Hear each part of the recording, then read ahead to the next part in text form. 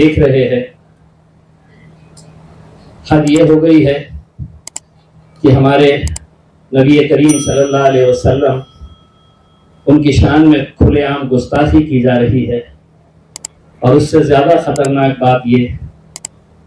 کہ اس صوبے کے، اس راجیہ کے مکھیہ منتری اس کی تائید کرتے ہیں۔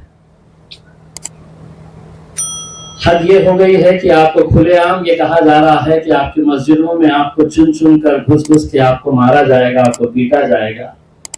اور اس کے باوجود بھی ہم سب سن رہے، ہم سب دیکھ رہے۔ کہیں ایسا قانون لایا جا رہا ہے کہ جہاں پر اب آپ کی قبرستانوں کے اوپر، آپ کی مسجدوں پہ، آپ کی درگاہوں پہ ہمارے جو عربی مدارس ہے ان کے اوپر نظر پڑی ہوئی ہے۔ یہ شاید ہو اس لیے رہا ہے کہ ہم کہیں نہ کہیں خاموش بیٹھے ہوئے ہیں۔ ہم تو یہ سوچ رہے تھے کہ ہمارے نبی کریم صلی اللہ علیہ وسلم کی جب شان میں گستاخی ہوئی تو پورا مسلمان سڑکوں پر نکل آئے گا، اپنے سیاسی جو بھی اختلاف ہو گئے، ہم کس مسلک سے تعلق رکھتے ہیں یہ کوئی معنی نہیں رکھتا ہے۔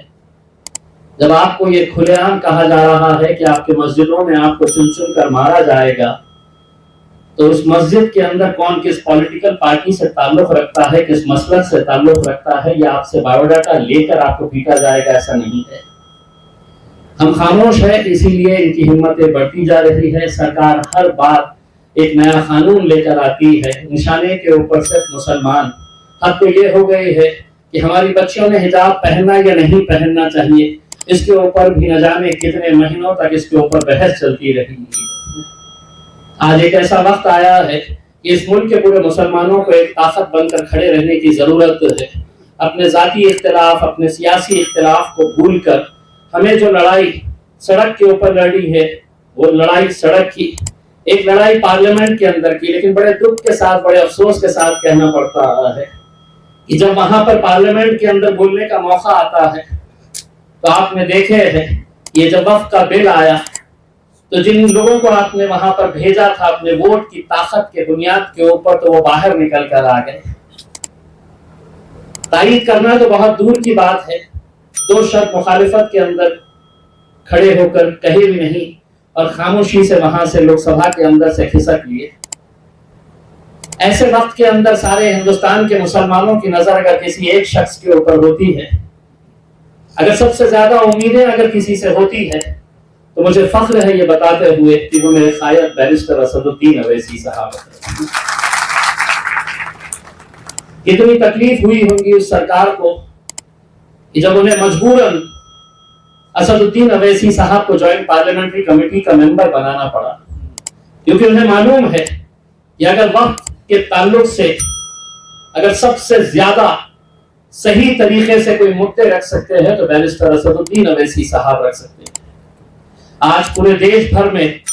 آج اسد صاحب الگ الگ جگہوں کے اوپر جا کر لوگوں کے اندر ایک بیداری پیدا کرنے کی کوشش کر رہے ہیں۔ انشاءاللہ یہ یہاں پر اتنا بڑا مجمع، یہاں پر کتنے سارے لوگ باہر کھڑے ہوئے ہیں، نیچے ہم نے سکرین لگایا ہوا ہے،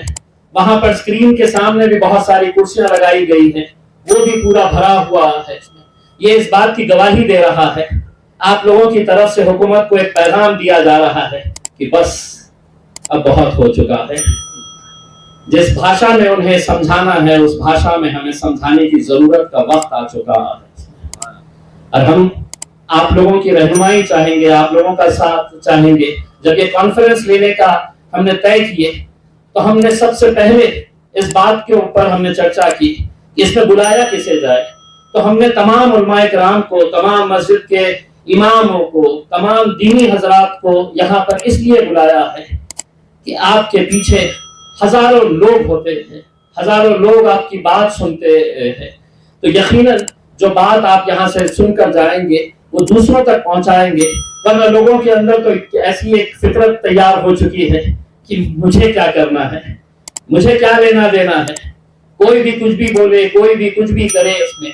میرے سے کیا مطلب ہے کر کے کہیں نہ کہیں ہمیں اپنے آپ کے اندر بھی کچھ بدلاؤ لانے کی ضرورت ہے۔ جب بھی اس طرح کے کوئی بھی فیصلے لیے جائیں گے، آپ لوگوں کی طرف سے یقین مانیے گا پورا مہاراشٹر نہیں پورا ملک اس کے اوپر لبیک کہے گا اور پوری طاقت بن کر ایک ساتھ مل کر ہم یہ لڑائی کو آگے لے کر جائیں گے. میں زیادہ وقت نہیں لوں گا کیونکہ مجھے معلوم ہے آپ سبھی کو بیرسٹر اسد الدین اویسی صاحب کو سننا ہے, مجھے بھی انہیں سننا ہے. بہت بہت شکریہ.